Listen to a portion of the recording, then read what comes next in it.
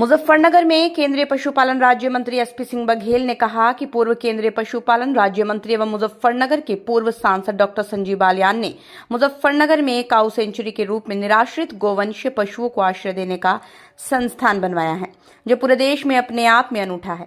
प्रदेश के पशुपालन मंत्री धर्मपाल सिंह ने कहा, गो अभयारण्य को आत्मनिर्भर बनाने की दिशा में जो कार्य किया जा रहा है वो अपने आप में अनुकरणीय है। दोनों मंत्रियों ने ग्राम तुगलकपुर कमहेड़ा में 42 एकड़ में 63 करोड़ की लागत से निर्मित गौ अभयारण्य का लोकार्पण किया और 20 करोड़ रुपए की लागत से बनने वाले कृत्रिम गर्भाधान केंद्र, कृषक प्रशिक्षण केंद्र का शिलान्यास किया। मुजफ्फरनगर के पुरकाजी ब्लॉक के ग्राम तुगलकपुर कमहेड़ा में श्री गोवर्धन गो सेवा समिति द्वारा आयोजित लोकार्पण एवं शिलान्यास समारोह में मुख्य अतिथि केंद्रीय पशुपालन राज्य मंत्री एसपी सिंह बघेल, उत्तर प्रदेश के पशुपालन मंत्री धर्मपाल सिंह रहे। इस अवसर पर प्रदेश सरकार के विज्ञान एवं प्रौद्योगिकी मंत्री अनिल कुमार, प्रदेश के राज्य मंत्री स्वतंत्र प्रभार कपिल देव अग्रवाल, जनपद के प्रभारी मंत्री सौमेंद्र तोमर, विधायक मिथिलेश पाल, मंडल आयुक्त अटल कुमार राय, जिलाधिकारी उमेश मिश्रा उपस्थित रहे। Bureau report. क्या कहेंगे? मुझे बहुत खुशी हुई। अभी तक मैंने एनिमल सेंचुरी, एलिफेंट सेंचुरी देखी थी। संजीव बालियान जी के प्रयास से, केंद्र मोदी जी के सहयोग और योगी जी के सहयोग से 8 महीने में यहाँ 63 एकड़ में 43 करोड़ लगा करके और यहाँ पर एक बहुत अच्छा 5000 गौवंश को रखने का व्यवस्था की गई है। और यहाँ पर अब AI के द्वारा कृत्रिम गर्भाधान का प्रशिक्षण दिया जाएगा और किसानों को प्रशिक्षण दिया जाएगा। ये इंडिया की नंबर 1 गौशाला है जिसको PPP मॉडल पर चलाया जा रहा है। दूसरे लोग भी चलाएं क्योंकि निराश्रित गौवंश सभी भोजन की व्यवस्था है। सभी भोजन लेके जी, और भी बजट देने की बात कही। हाँ, बजट में भोजन की व्यवस्था केंद्र और राज्य पीछे नहीं रहेगा। जो परंपरा संजीव बालियान साहब ने डाली है उसको हम लोग निभाएंगे। अच्छा मंत्री जी, अखिलेश यादव तो कह रहे गौशाले से बदबू आती है। अब उन्हीं के जिनका पैतृक ये काम था, अगर उन्हें बदबू आने लगेगी तो थोड़ा ठीक नहीं है। गाय से कभी बदबू नहीं आती है। गाय में देवताओं का निवास होता है। उसके पेशाब में जो है, गाय के पेशाब से तमाम बीमारियां दूर होती हैं। गाय का दूध अमृत है, A2 मिल्क तो और भी अमृत है। बुद्धि शार्प होती है, तो ऐसा कमेंट नहीं करना चाहिए। ठीक है। जब महाराष्ट्र में लेके हिंदू को लेकर वो हो रहा है, हिंदी को लेकर बवाल हो रहा है, क्या क्षेत्रीय पार्टियां हमेशा इस प्रकार के अपनी सभ्यता, संस्कृति, धर्म, आध्यात्म, भाषा, लोक भोजन, लोक भूषा को लेकर के अपनी बात कहते हैं। मंत्री जी, आपके यहाँ के सांसद है रामजी लाल सुमन, उनका लगातार चर्चाओं में रहे और विरोध भी खूब हुआ, क्या कहें?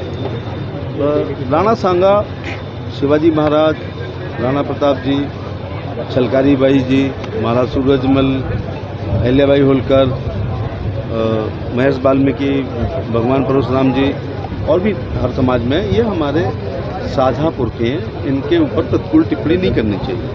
मंत्री जी, राहुल गांधी जी विदेश में जाकर देश के अटल बिहारी वाजपेयी जब लीडर अपोजिशन के रूप में UNO जाते थे या दुनिया में कहीं जाते थे तो भारत की सभ्यता, संस्कृति, धर्म, आध्यात्म, गीता, पुराण, महाभारत, उपनिषद रचाएं, भारत की साहित्यिक, सांस्कृतिक, धार्मिक, आध्यात्मिक परंपरा और रीत रिवाज का बखान करके आते थे। और ये हमारे लीडर अपोजिशन ऐसे हैं जो विदेश में हमारी बदनामी करते हैं। ये अच्छी बात नहीं है। इलेक्शन कमीशन दिल्ली के तालकटोरा स्टेडियम में आज वक्त बचाओ सम्मेलन हो रहा है। ये वो लोग कर रहे हैं जो कुंडली मार के वक्त की जमीन पर बैठे हुए हैं और 3rd नंबर की ज़मीन है। फौज और रेलवे के बाद 112 करोड़ की केवल आमदनी है। कांग्रेस ने 36 दिनों में राज किया है, उनके कार्यकर्ताओं पर वो ज़मीन है। अब इस वक्फ संशोधन अधिनियम से आम गरीब मुसलमान की शिक्षा, चिकित्सा, मुसाफिर खाने, वृद्धाश्रम, इनके सार्वजनिक इस्तेमाल में इस ज़मीन का इस्तेमाल होगा। ठीक है जी।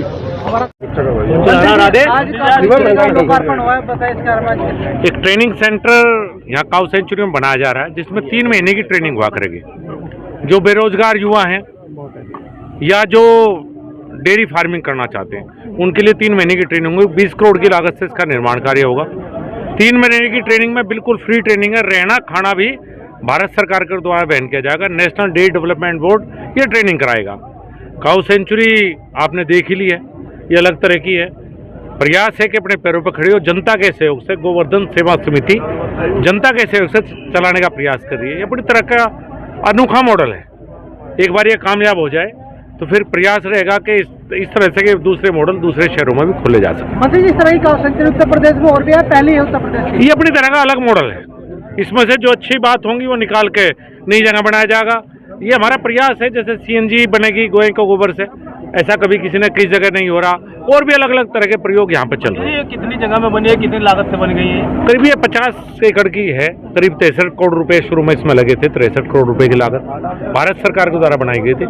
अभी 20 करोड़ का ट्रेनिंग सेंटर है, वो भारत सरकार के द्वारा बनाया जा रहा है। मंत्री जी, अभी आपने मंच से बोलते हुए कहा कि कुछ लोग काउ सेंचुरी को लेकर सवाल खड़े करते हैं। आपने कहा कि अगर एक दिन चला के देखेंगे।